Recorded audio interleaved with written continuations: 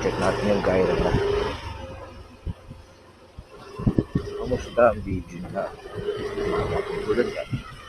Ayan na, tumatakbo na. So, wala pa akong nakakabit na external microphone. Internal lang ang gamit ko. Kanina naka-open face ako. Ngayon, naka-close face na ako. Pero, ang trick kasi dito is binaliktad ko ngayon yung cam. Binaliktad ko yung cam niya.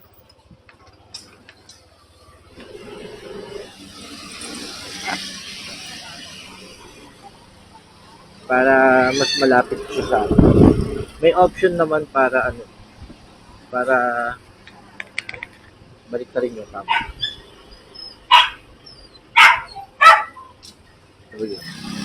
So, nakakonect ako ngayon through phone. Kaya nakikita niyo yung phone. Through phone. Nakakonect ako doon sa apps ni SJ.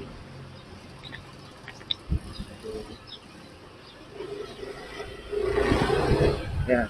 Pagka malakas, hindi natin alam kung ano yung yung hangin niya ngayon.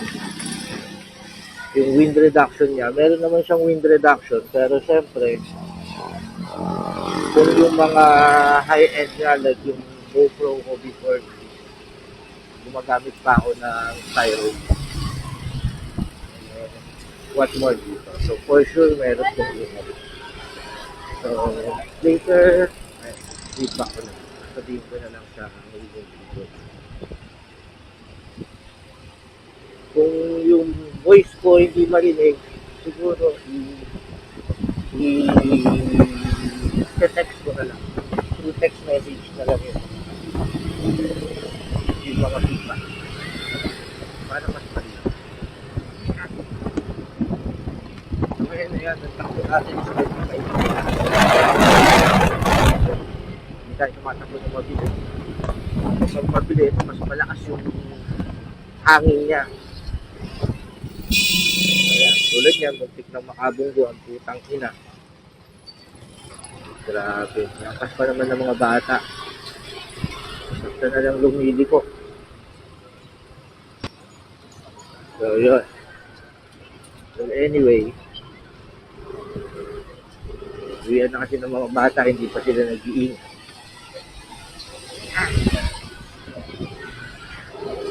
So, gumagabi na rin.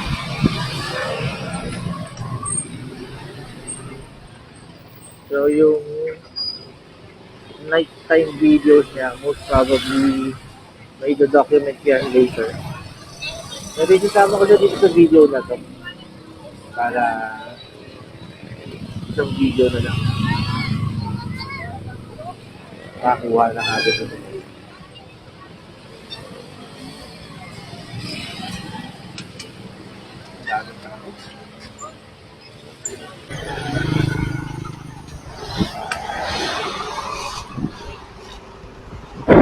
Ayun. So, na-check ko na siya. Na-check ko na yung video na ginawa natin kanina. Earlier video yun. Video quality, yes. Fast naman siya for 1080p. Malinaw siya. So, hindi naman siya siguro nalalayo. Siguro mamaya i-compare ko siya dun sa side by side ng videos ko before using yung 07. If last time accept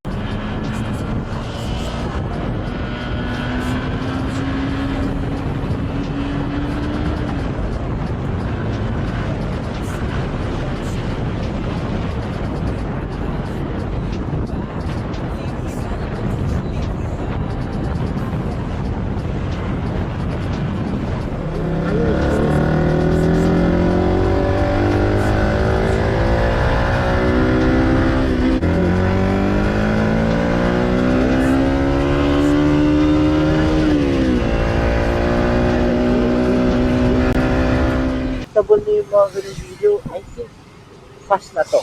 So, yun. Well, sa audio quality, ayun nga, medyo surprising din. Kasi, ah, kung ikukumpara ko siya dun sa previous na mga video ko, yung Hero 7, may video ako niyan. Later ko compare. Maririnig nyo yung difference. And surprising na wala pa akong external cam neto. And ang ginawa ko lang is binaliktad ko yung setup ng cam ko. And then yung option is in-invert ko rin siya. And ayun, so far, okay naman. Naririnig ako. Of course, hindi katulad ng mas malapit sa yung nasa bibig ko talaga yung iba yung sound quality ko. Kasi malapit sa yung mic. Ito yung mic niya, nasa tapat ng dulo ng chin ng helmet ko. Provided na yung helmet ko din kasi is Astral, medyo malapit talaga siya sa medyo malapit siya sa bibig. Kasi hindi siya masyadong naka-embose. Well, hindi naman masyadong diferensya yun. And I think kung yung magiging problema nyo is yung audio quality, meron ng mga nabibili ngayon. Yun din yung may nilalagay nila sa Insta360. Sa mga mic ng Insta360. Meron silang nilalagay doon na parang foam siya. Magbibili nyo siya siguro wala pang 200 pesos yung mga 150 na. Marami na yon. Yun nga lang, magdidikit ka ng speaker. Well, for C200, if ako, ididikit ko lang naman siya dito sa sa case niya. Hindi mo naman siya kailangan idikit dun sa mismong device. Meron siyang case, yung nilagay ko dun sa yung housing niya na direct na hindi waterproof, na pwedeng 5 meters. Yun kasi ang ginagamit ko talaga. Yun ang gamit ko ngayon. Yun. Doon mo lang siya didikit. Napakaliit na lang nun. Na parang foam. Ayan. So, doon sa mga meron ng mga action cam before, most probably, alam niyo na yung sinasabi ko. Sa GoPro, ang tawag doon, wheel slayer. So, naman kasi, parang wheel slayer din siya kasi sobrang liit niya at maliit na maliit. So, yun. And, gumagabi na. So, nakikita na natin yung nighttime quality niya. Wala pa akong ina-adjust niyan. Okay. But of course, pwede tayong mag-adjust.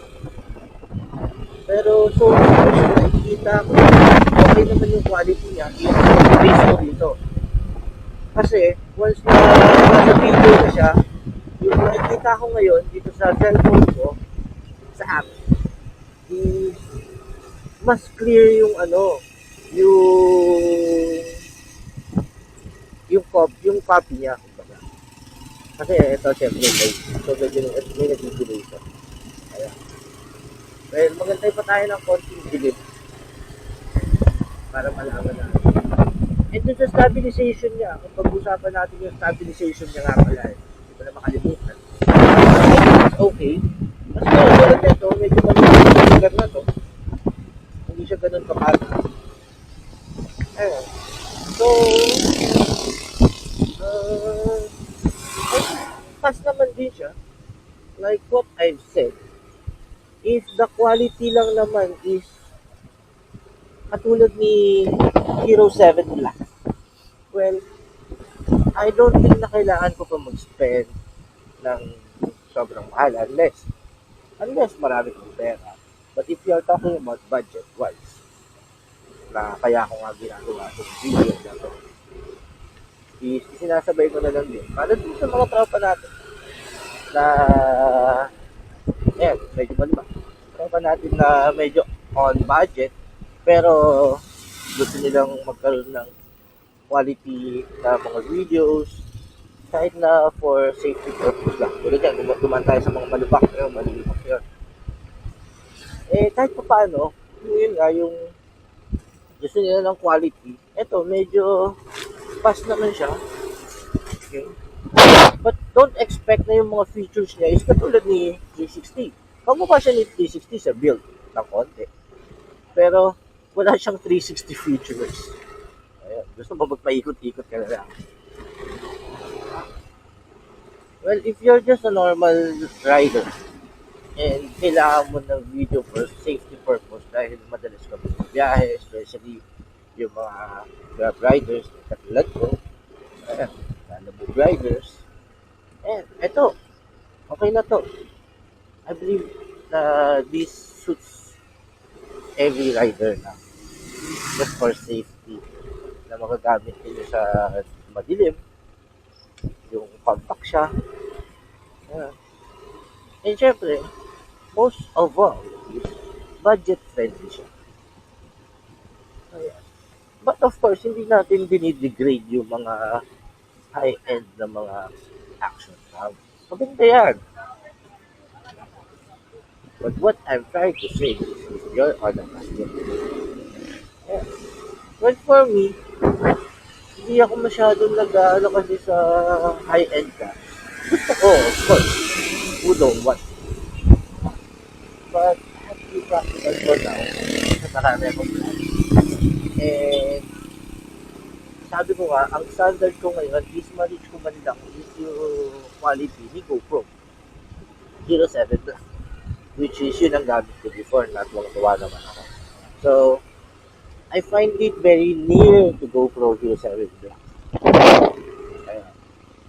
So, yan ang masasabi ko sa review ko. So, it's up to you pa rin naman kung you believe it or not.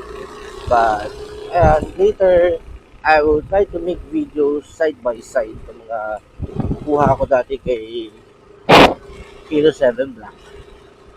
Ayan. If you think it's okay, makikita ko rin naman. Siguro pwede kong magbago yung mga comments ko. But I will be honest of it. Kung ano sinabi ko ngayon is pwede naman din magbago. Depende syempre sa kung ano yung magiging quality na makikita ko pagka nag-side by side na sila. Syempre, iba na yun. So, for now is yung ano ko ang sa akin is yung nakita ko quality. For me, it's okay. Can pass. Malinaw siya. Hindi siya ganun makalog. Unlike pagkagamit yung cellphone na yun, kaya sabi ko na user-friendly na rin siya and pwede na for the price. Actually, parang namamahalan pa ako. Kasi it can be better. Hindi lang natin alam yung C200 na mas mura ng 2,000 I think. Kasi may mga nakita rin akong review na okay naman siya. But I just want to play safe kaya yung Pro ang kinuha ko. Kasi according to dun sa isang review na napanood ko is ang difference nila is yung audio quality. Which I think yun yung na-observe ko kanina na hindi siya ganun ka-ingay. Kasi dun sa GoPro ko before, talagang naririnig mo yung ano niya yung ingay niya. So, that's it muna. Then, I'll make a side-by-side video. Bye!